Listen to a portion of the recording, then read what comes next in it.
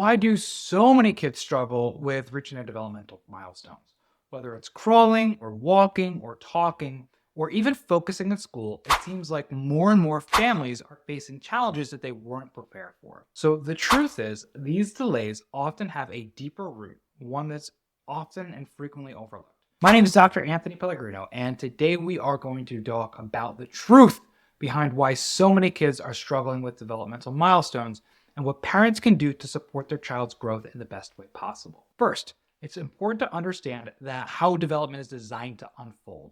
Every child's brain and body follow a natural order of development. So the first is primitive reflex integration. We have reflexes in us that help a baby survive in the early days and months, and they need to integrate or fade away so higher level brain functions can take over. Things like the rooting reflex, the Moro reflex, the spinal galant are all reflexes that are designed to help our baby survive, but should go away by the end of the first year. When they do go away, it leads to the next highest level of development, which is movement and touch. Crawling, rolling over, and exploring the environment are critical for wiring the brain and nervous system.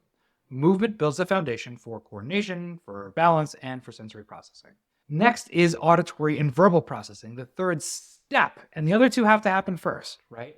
Once the nervous system develops stability through movement, kids begin building their ability to understand and communicate.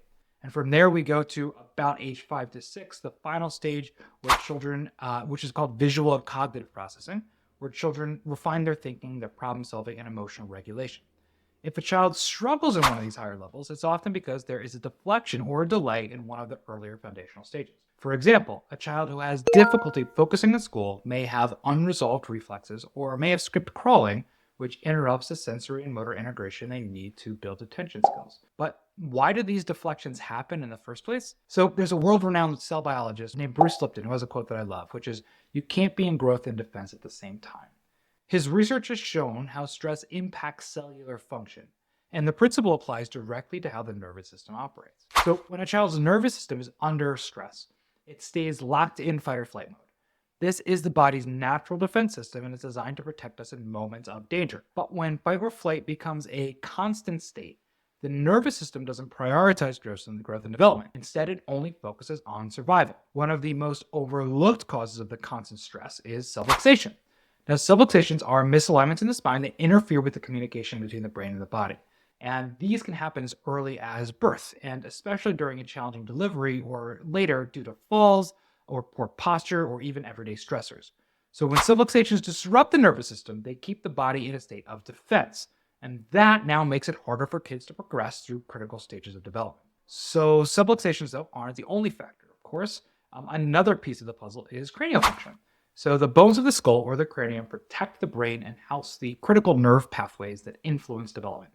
If cranial bones are misaligned or restricted, which can also happen during birth or early life, it can disrupt nerve function, the development of the airway and palate, and even TMJ or jaw alignment.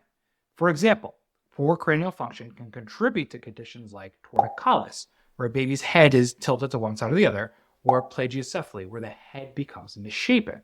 These issues don't just affect appearance, they can also impact how the brain communicates with the body, and then how the palate develops, and from there how the airway functions. When you combine the effects of subluxation and cranial dysfunction, the nervous system's ability to process sensory input and guide healthy development becomes compromised. This is often where we'll start to actually see those deflections in development. Now, these deflections show up as skipped milestones, or difficulty with coordination, or challenges in communication and learning. Instead of being symptoms to manage, we need to think of these challenges like signals that the underlying systems like the spine and cranium need support. As a neurologically based chiropractor, my focus is on addressing subluxations and restoring proper alignment in the spine and nervous system. This creates the foundation for growth and allows the body to shift out of fight or flight and into rest and digest and develop. At the same time, supporting cranial function can have a very profound impact. By ensuring the cranium is aligned and moving as it should, we help optimize brain communication, airway function, and the development of the palate and TMJ. Together, these approaches work to resolve the root causes of stress and dysfunction and give kids the tools they need to thrive. If your child is struggling with developmental milestones, I want you to know that there is hope. These challenges aren't just random. there's signals that something deeper needs to be addressed. By supporting nervous system and cranial function, we can help your child grow into their full potential. If you have questions about your child, give us a call and schedule a consultation today to learn how we can help your child reach their milestones and beyond.